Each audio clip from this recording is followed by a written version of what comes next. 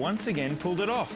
A new range at Basel World that has neatly sidestepped predictions and stayed a secret, right up until midday today when it was released.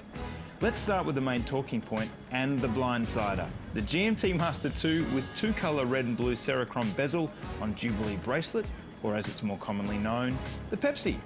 There were hopes and expectations that a two-colour red and black bezel Coke might appear this year, but instead, Rolex have offered a second Pepsi, following on from the white gold version offered in 2014, which will now only be offered in a blue dial. This watch is in oyster steel, a new Rolex term for what was once referred to as 904L steel. Nothing changes about the alloy, it's just a new name that refers to what the brand calls the secret Rolex recipe for their 904L steel. What are the differences and upgrades on this model? Firstly, the engine that's driving it. It's now a new 3285 movement featuring 31 joules and a whopping 70 hours of power reserve, which absolutely smashes the 48 hours of its predecessor. And then there's the next generation Jubilee bracelet, now with an oyster lock clasp, adjustable to 5mm for extra comfort. The totally new additions to the family, however, are the Everose GMT Master 2s. One in solid Everose gold and the other in roller saw, Rolex's term for two-tone. These are the first ever Everose GMTs, and don't you know it looking at them. The warm tones of this watch continue to the rose gold coloured text on the dial and the gilt rose gold edging of the lume plots. There are other tiny details that are different in all three new GMT Master 2 models, such as, and take notes now, the slightly longer minute and hour hand and what Rolex refer to as the redesigned lugs and case sides.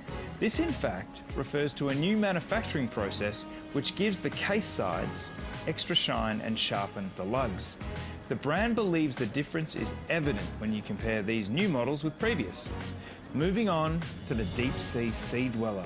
We have a host of minor differences, such as a new bezel, first seen on the 2017 Sea Dweller, including a recessed luminous pip at 12, an upgraded 3235 movement, and a longer minute and second hand.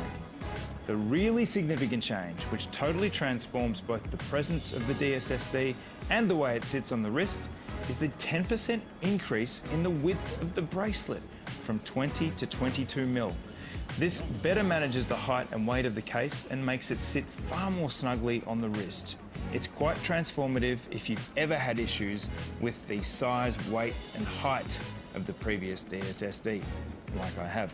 Lastly, the watch that will have a waiting list to die for, probably quite literally, haha, is the new Cosmograph Daytona with 36 baguette cut sapphires in rainbow hues around the dial and 56 brilliant cut diamonds in the case.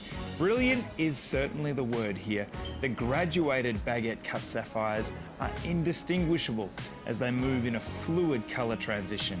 The chronograph subdials are in pink gold crystals, a material which creates a shimmering effect, which the brand says happens during the crystallization of a pink gold alloy by means of a special process. How secretive.